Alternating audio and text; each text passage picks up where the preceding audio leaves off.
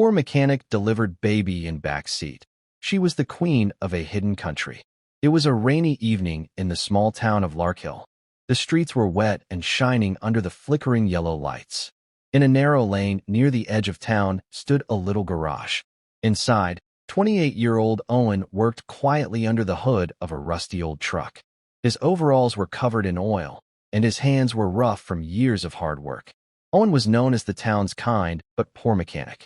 He didn't have much in life, no fancy house, no family, and no dreams left to chase. His parents had died when he was a boy, and since then, he had lived alone, fixing cars and bikes to survive. That night, the rain was heavier than usual. Thunder rolled across the sky as Owen closed the garage, locking the doors behind him. Just as he stepped onto the street, he heard the screech of tires and a loud thump. A sleek black car had crashed into a street pole nearby. Without thinking, Owen rushed over. The car's windows were dark, but he saw a woman inside, leaning forward, gripping the steering wheel. She was breathing heavily. He knocked on the window, and she slowly turned her face toward him. She was pale, her hair stuck to her forehead from sweat. Owen quickly opened the door and saw that she was pregnant, very pregnant. Panic rushed through him. He helped her out of the seat, but the moment her feet hit the ground, she cried out in pain. She was in labor. There was no hospital nearby, and the rain made it impossible to drive anywhere. Owen had never delivered a baby before, but he couldn't leave her alone. He laid her down in the back seat of the car, using his jacket as a cushion, and with trembling hands, he did the only thing he could. He helped her through the birth. Hours passed slowly. Owen wiped her forehead, encouraged her through every contraction, and somehow, through the chaos and pain, a tiny baby girl was born. The woman cried softly as she held the baby in her arms. Owen sat beside them, exhausted, wet, and shivering, but feeling something he hadn't felt in years: purpose. After a while, the woman looked at him with tired but clear eyes. She said her name was Elira. She didn't say much else.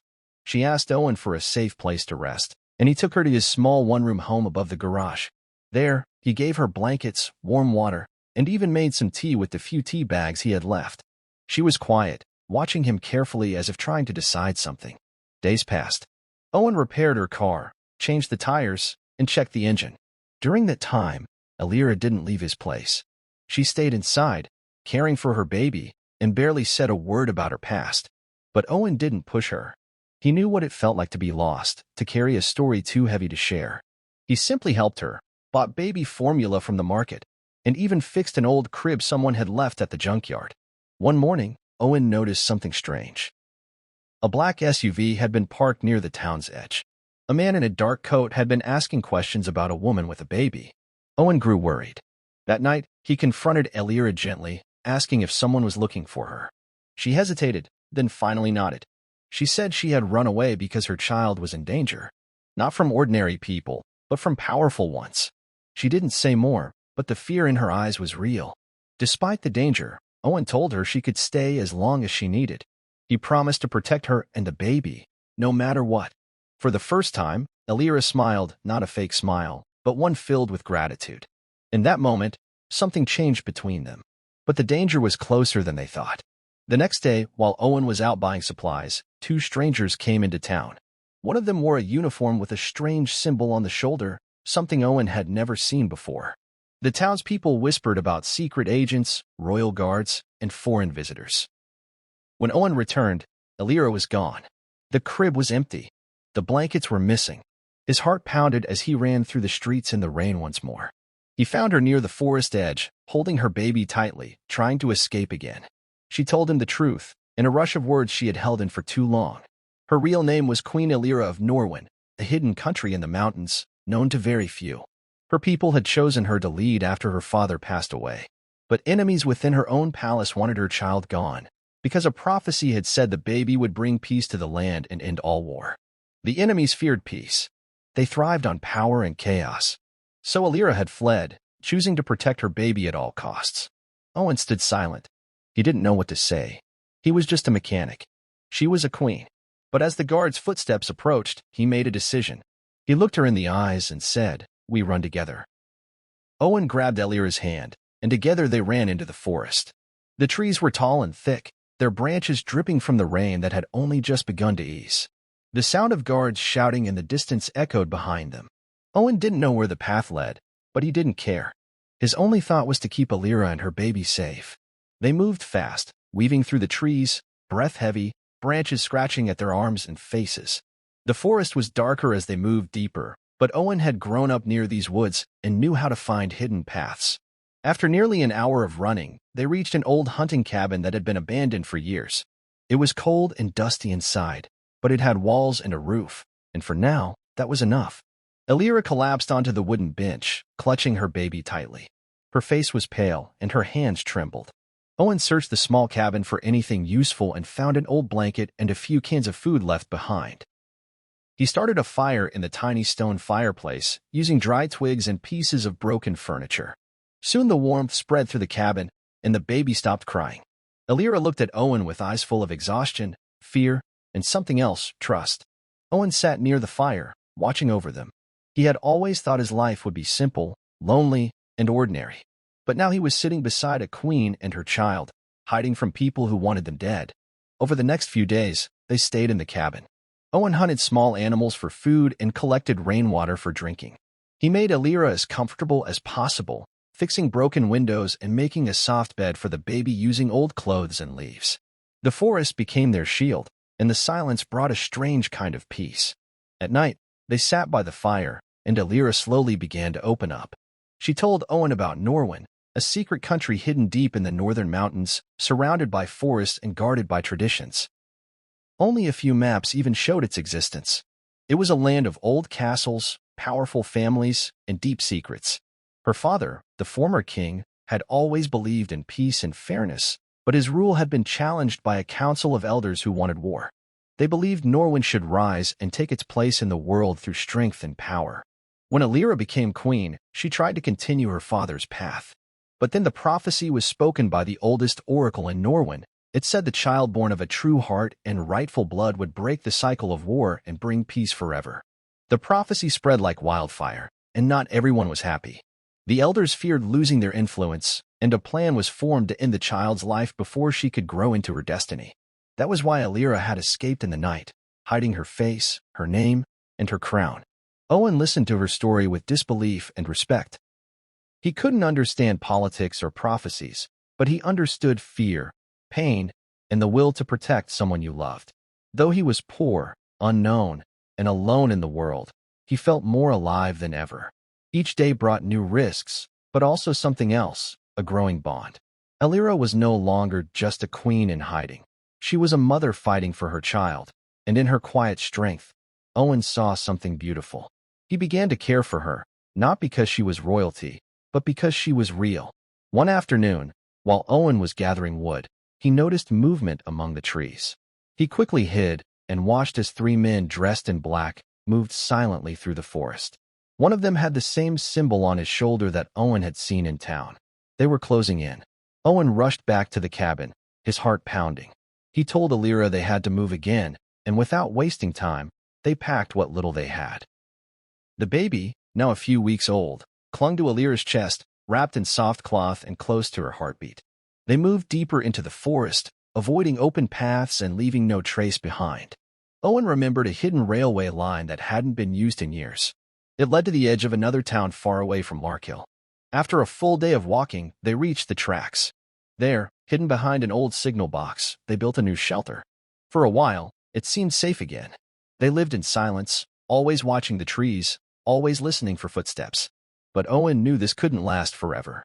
One night, as they sat under the stars, Alira looked up at the sky and whispered that she had to go back. She couldn't keep running. Her child deserved a future, and Norwin needed a queen who wouldn't live in fear. Owen said nothing, but his heart sank. He knew what her words meant. Their time together was coming to an end. The next morning, a messenger arrived. A woman dressed in silver robes who claimed to be a secret ally of the queen. She had found them using an old symbol Alira had drawn near the cabin days before. She brought news. Norwin was on the edge of war. The people were beginning to resist the council. They believed Alira was dead. But if she returned now, with the child, they might rise in her support. Alira turned to Owen, her eyes full of pain. She didn't want to leave him behind, but she couldn't ask him to come with her into danger. Owen, however, had already made his choice. He looked at her and nodded. He would go with her, not as a knight, not as a hero, but as a friend. Whatever lay ahead, he would stand by her side. They left the forest that evening, traveling with the messenger through secret paths and hidden roads. Owen didn't know what Norwin would be like or what dangers they would face. But he knew one thing with certainty. The poor mechanic who once fixed broken cars was now part of something much greater. He had delivered a child in the back seat of a car, not knowing that the cries he heard that night belonged to a future queen. And now, he walked into a new world, one where his courage would matter more than gold or blood. The journey to Norwin was long and dangerous. The roads twisted through snow-covered mountains and thick forests that hid more than just animals. Every step they took brought them closer to the hidden kingdom and deeper into the heart of a conflict that had been quietly burning for years.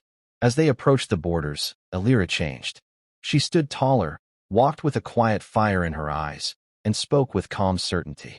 The crown she had left behind no longer rested on her head, but it lived in her voice and her strength. Owen stayed by her side, helping carry the child and keeping watch at night. He had no title, no noble name, but he had become something else, her shield, her support, her silent courage. The queen did not walk alone, and that made all the difference. When they crossed into Norwin under cover of darkness, they were met by a small group of rebels who had remained loyal to Elira's father. These men and women had been hiding in caves and ruins for months, spreading whispers that the rightful queen was still alive. They greeted Elira with awe and tears, falling to their knees as she stepped forward, holding her baby close. The child, though small and unaware, had become a symbol of hope. Her birth had changed everything. Word of Elira's return spread quickly, carried through messengers and secret signals. Villagers who had lived in silence began to speak. Farmers who had feared the council lifted their heads again. Old warriors pulled out buried swords. The land stirred, and so did the will of the people. The royal council, however, did not remain silent. When they heard that Elira had returned, they sent out forces to stop her before she could reach the capital. These soldiers were trained and ruthless, loyal to power, not to truth. Elira and her followers had to move carefully, choosing quiet valleys and forgotten roads. Every village they passed gave them shelter and supplies. Each night, more people joined. Owen saw how the people looked at Elira, how they bowed, how they whispered prayers. But she never let the crown separate her from them. She walked among them, spoke to them gently, and carried her child in her arms, not on a throne. To them, that made her a true queen. Owen never sought attention, but his role grew each day. He fixed broken wagons, built defenses from wood and stone, and protected Elira from spies and attacks. The people began to respect him, calling him the Silent Guardian. Some whispered that he was the child's protector chosen by fate. He didn't care about such things. He only knew that he couldn't let anything happen to Elira or her daughter. The baby had become part of his heart, and in many ways, so had the queen. After weeks of careful movement, Elira's group reached the edge of the capital. The old stone walls of Norwin rose high and gray against the sky. The city was tense.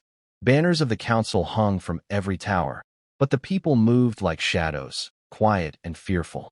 Elira entered through the servants' gate with the help of allies still within. Once inside, plans were set. A gathering of the council had been announced for the next morning. Elira would appear before them, uninvited, standing as the rightful queen with her child and her people behind her. Some feared it was too dangerous. Others believed it was their only chance. The Hall of Voices was large and cold, lit by tall windows and lined with high seats where the council sat. That morning, the city was silent as snow fell gently on the rooftops. Inside the hall, the council began their usual talk of control and rules. Then the doors opened. Elira stepped in, holding her baby, and behind her came the people of Norwin, poor, noble, old, young. Owen was among them, standing tall, his clothes simple but his eyes steady. The council rose in shock, their voices loud and angry. But Elira did not stop. She walked to the center and stood beneath the old crest of the royal family. Her voice was calm but firm as she claimed her place, not with pride but with truth. She spoke of the lies told in her name, of the attempt to kill her child, and of the prophecy the council had tried to bury. She showed them the baby, living proof of hope. The people stood behind her in silence, their presence louder than any speech. For a moment, the council hesitated. Then something powerful happened. One by one, the people in the room knelt. Farmers, healers, guards, Even a few of the nobles who had doubted began to lower their heads. The hall changed in that instant. The council, seeing they had lost the will of the people, fell into confusion. Some left. Others stayed and bowed. The tide had turned. In the days that followed, Elira was formally crowned, not in gold and jewels, but in a robe stitched by villagers and a crown made of iron and stone, the symbols of endurance and truth. The baby, named Leora, was declared heir to the throne. The kingdom began to heal. Were faded, and new leaders were chosen from among the people. Old walls came down, and schools were built. Owen remained at the queen's side. He refused any title, choosing instead to rebuild a workshop within the palace grounds, where he taught young boys and girls how to work with their hands and create something lasting. Elira often visited, sitting quietly with Leora in her arms, watching Owen teach. Their bond had deepened into something unspoken yet strong. Though they rarely spoke of the night and the rain, both knew it had changed their lives forever. A poor mechanic had once delivered a child in the backseat of a broken car, unaware that he was cradling the future of a hidden country. And though he had no crown or bloodline, he had become part of a story that would be told for generations, not as a king, but as the man who stood by a queen, not for glory, but for love.